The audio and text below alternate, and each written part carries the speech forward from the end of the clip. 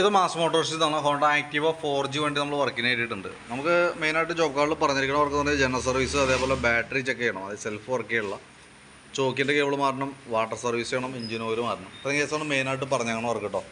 അപ്പോൾ നമ്മൾ വണ്ടി ഓടിച്ച് നോക്കി വർക്കിന് കയറ്റി. എൻ്റെ ബാറ്ററി ഓൾറെഡി ചാർജ് വളരെ കുറവാണ്, അതായത് 2024 ബാറ്ററിയാണ്. ഞാൻ അഴിച്ചൊന്ന് ചാർജിലേക്ക് ഇട്ടിട്ടുണ്ട്. ബാറ്ററി ഫുൾ ചാർജ് ചെയ്തതിന് ശേഷം ബാറ്ററിയുടെ കണ്ടീഷൻ പറയാം. ഞാൻ ബാക്കിയത്തെ വർക്കിനാണ് ഇപ്പോൾ കയറ്റിയാണ്. അതിൻ്റെ ഡീറ്റെയിൽസ് ഞാൻ അതിനകത്ത് വീഡിയോയിൽ പറയുന്നുണ്ട്. ബാക്ക് ബ്രേക്കിൻ്റെ ഭാഗം നമ്മൾ ചെക്ക് ചെയ്യുമ്പോൾ കമ്പനി ലൈനർ കിടക്കണം, ഹോണ്ടയുടെ ഒറിജിനൽ ലൈനറാണ്, പുതിയ ലൈനർ വലിയ പഴക്കമായിട്ടില്ല. അപ്പോൾ ബ്രേക്ക് ക്യാമൊക്കെ ഒന്ന് അഴിച്ച് ഗ്രീസ് ചെയ്യുന്നുണ്ട്, ബ്രേക്ക് ലൈനർ ക്ലീൻ ചെയ്ത് റീസെറ്റ് ആക്കുന്നുണ്ട്. അതേപോലെ ബാക്ക് വീല് പിടിപ്പിക്കുന്നത് ഈ ഒരു ഷാഫ്റ്റിമാണ്. അതിൻ്റെ ബെയറിങ്ങിൻ്റെ പ്ലേ ഒക്കെ നമ്മൾ ചെക്ക് ചെയ്തിരുന്നു, വേറെ കംപ്ലയിൻ്റ് ഒന്നുമില്ല. അതേപോലെ തന്നെ ഗിയർ ബോക്സിൽ വരുന്ന ഓയിൽ നമ്മൾ ചെക്ക് ചെയ്തു, നല്ല ഓയിലാണ് കേട്ടോ. പിന്നെ ബാക്കിലത്തെ ടയർ അത്യാവശ്യം കുറേ കൂടി ഉപയോഗിക്കാനുണ്ട്. നമ്മൾ റൊട്ടേഷൻ ചെയ്തിട്ടാണ് ടയറാണ്, കുഴപ്പമില്ല, നമുക്ക് ഉപയോഗിക്കുന്നതിന് ഒരു പ്രശ്നമൊന്നുമില്ല, ഉപയോഗിക്കാം. പിന്നെ നമ്മളതിൻ്റെ എയർ ഫിൽറ്ററിൻ്റെ ഭാഗം ചെക്ക് ചെയ്യാനുണ്ട്. എയർ ഫിൽറ്റർ നമുക്ക് നമ്മൾ കിടക്കുന്നത് കമ്പനി ഫിൽറ്ററാണ്, ഹോണ്ടയുടെ ഒറിജിനൽ ഫിൽറ്ററിനാണ് നമുക്ക് നമ്മൾ കിടക്കുന്നത് കേട്ടോ. ഒന്ന് തുടച്ച് ക്ലീൻ ചെയ്ത് നമുക്ക് റീസെറ്റ് ആക്കാം.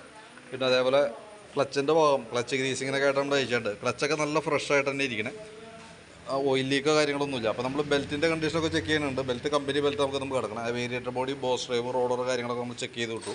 നിലവിൽ ബെൻഡെക്സിൻ്റെ ഭാഗം ചെക്ക് ചെയ്തു, വേറെ പറയാത്ത കംപ്ലയിൻ്റ് ഒന്നുമില്ല. അപ്പോൾ ക്ലച്ചിനകത്ത് വേറെ മേജറായിട്ടുള്ള കംപ്ലയിൻ്റ് കാര്യങ്ങളൊന്നുമില്ല. നമുക്ക് സർവീസിൻ്റെ ഭാഗമായിട്ട് റൊട്ടീൻ ചെക്കപ്പിന് വേണ്ടിയിട്ട് നമ്മൾ അയച്ചാണ്. നിലവിൽ വേറെ കംപ്ലയിൻ്റ് ഒന്നുമില്ല. ക്ലച്ച് ഗ്രീസ് ചെയ്ത് റീസെറ്റ് ആകുന്നുണ്ട്.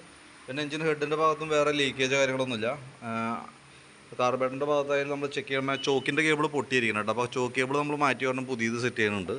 ആക്സിലേറ്ററിൻ്റെ കേബിൾ നമ്മൾ നോക്കി, ആക്സിലേറ്റർ കേബിൾ വേറെ കംപ്ലയിൻ്റ് ഒന്നുമില്ല. പിന്നെ കാർബറേറ്ററുമായി ബന്ധപ്പെട്ട് പ്രത്യേകിച്ച് കംപ്ലയിൻസുകളൊന്നും നിലവിൽ കാണുന്നില്ല.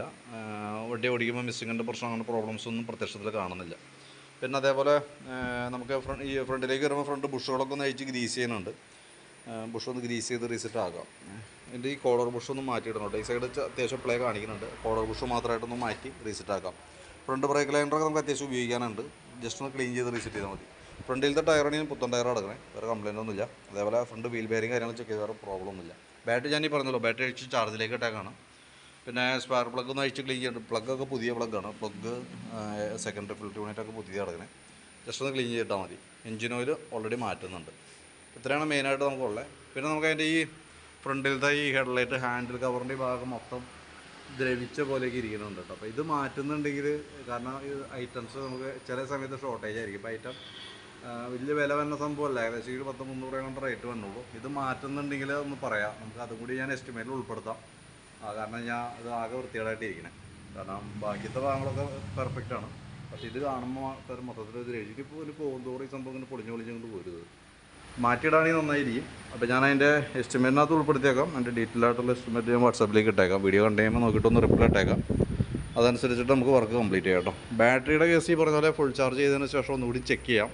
കംപ്ലയിൻറ്റ് ഉണ്ടെങ്കിൽ ഞാൻ വീണ്ടും കോൺടാക്റ്റ് ചെയ്യാം കേട്ടോ.